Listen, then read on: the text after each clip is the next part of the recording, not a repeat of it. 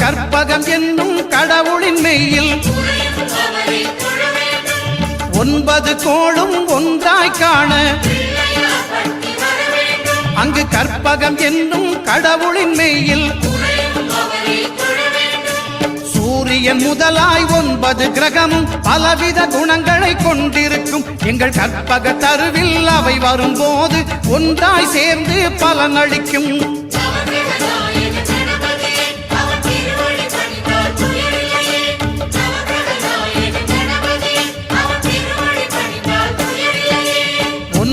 கோளும் ஒன்றாய் காண அங்கு கற்பகம் என்னும்